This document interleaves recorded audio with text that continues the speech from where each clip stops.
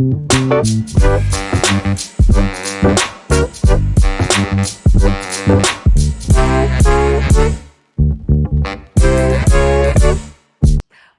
up, kittens? Welcome back to another Operation Unbothered. Thank you for always choosing to spend your time here with me, exploring this multidimensional experience.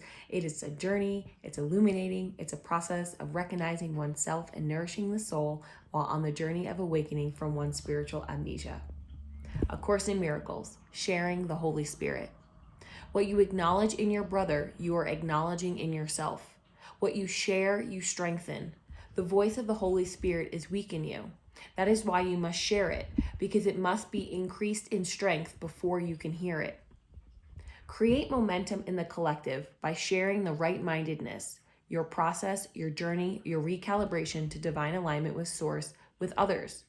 The job of the Holy Spirit is to provide the customized scaffolding to support each one of us to our highest frequency and spiritual awareness in proportion to one's ability to release ego-minded thinking to right-mindedness.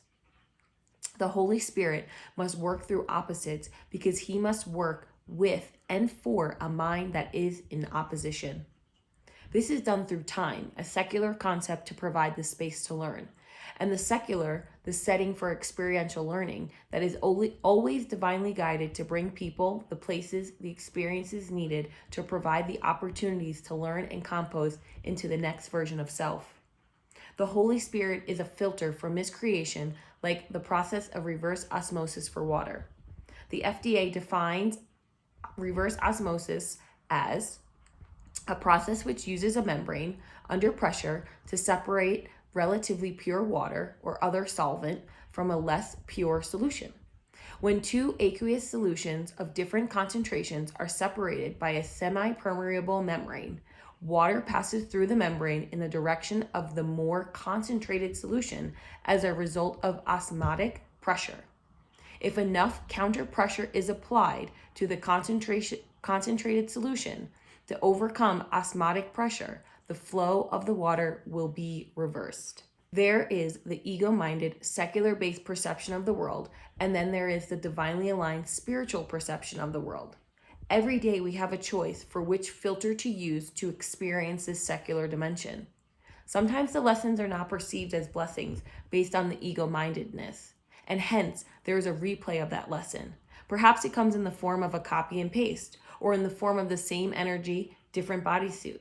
Nevertheless, the lesson will persist until mastered with non-attachment, a rerouting to use the perception of right-mindedness and love, gratitude, and joy for the opportunity.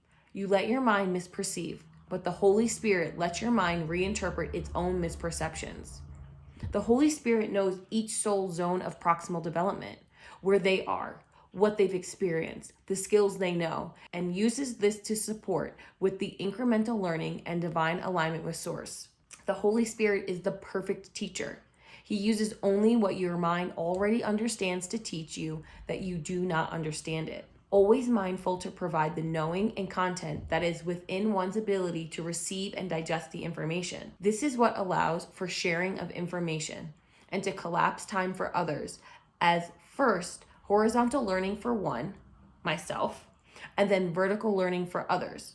From the sharing of one's journey, experiences, glows, grows, keeps, exchanges, and manifests of their moments of learning. Study Notes ABA defines behavior cusp as a behavior that when performed opens up the learner to a whole new world of contingencies for reinforcement and punishment they didn't have access to before they engaged in the behavior. This can lead the individual to display new behaviors or generalize existing repertoires in new ways without explicit teaching. An example of a behavior cusp is a baby crawling because now they can access new environments, a whole new, in parentheses, dangerous but exciting world of reinforcers and potential punishers. The sharing of experiences provides a role model for others to have an option of how to move through an experience, provides the mirroring to others, the reflection of a lived experience and a sense of, I am you and you are me. It illuminates for others what may be dormant in them due to intentional ignoring or not being activated by the right combination of a person, place, idea to have the recognizing of me too. Mayat refers to the ancient Egyptian concepts of truth, balance, order, harmony, law, morality, and justice. The fundamental order of the universe.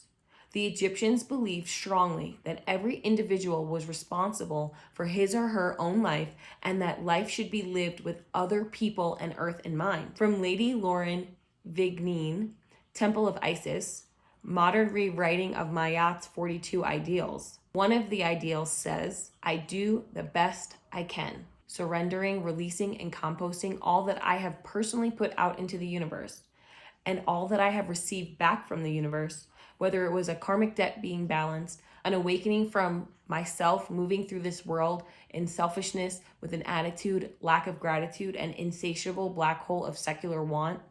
I am now unbothered and rejoice in the experiences that I have had, because I am here now in this moment, grateful, joyful, and most of all, peaceful.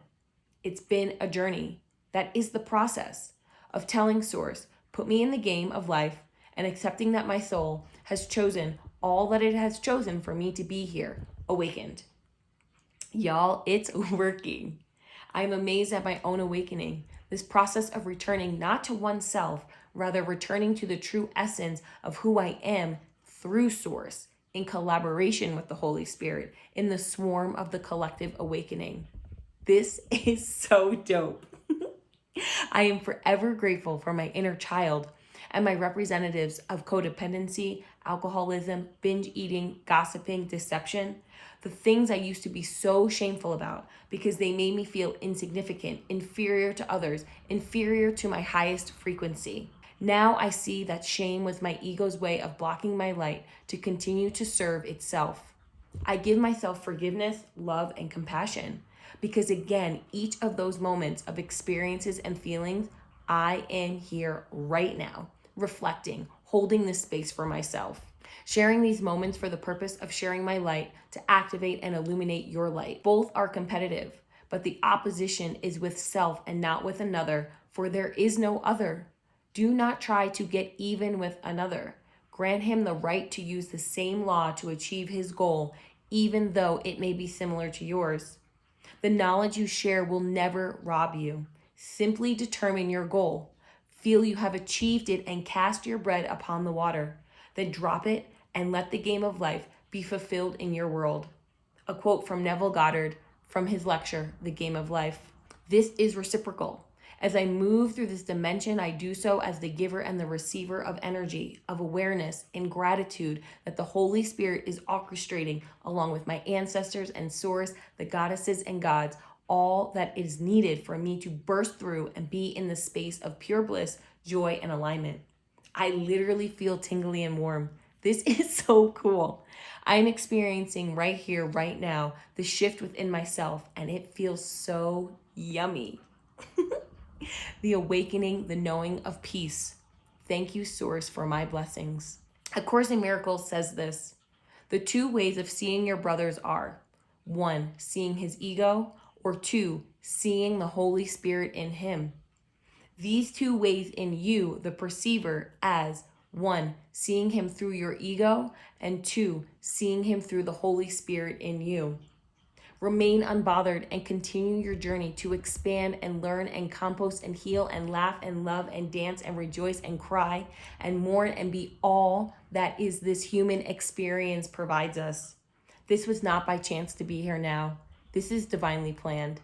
This moment, this time, this space, it is for the collective. As each one of us recommits to the purpose of our souls, it creates the shift in this dimension to reflect to others that, hello, we're doing this for the group, for the purpose of a collective healing, a collective remembering, a collective force of energy to burst through with only the light. Even the darkest areas of the mind, of this dimension, of the most scariest place you can imagine, deserves to be illuminated through love, through brotherhood, through the recognizing that no matter what, we are all fragments of the same source.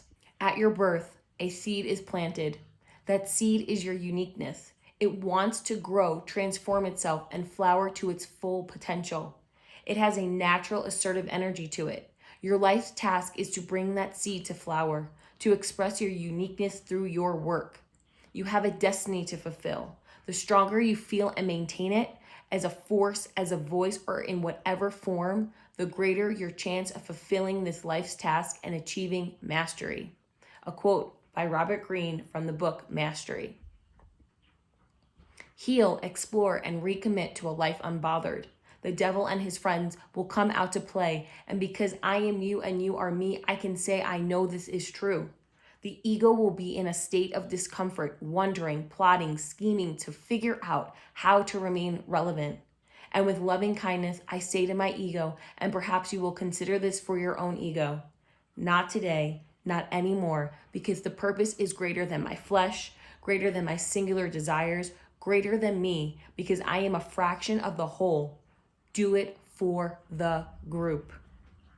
With that, everyone, I want to wish you a grand rising, a grand afternoon, a grand evening, wherever you are in this world. Blessings and abundance and love and light to each and every one of you. And I will see you tomorrow. Bye.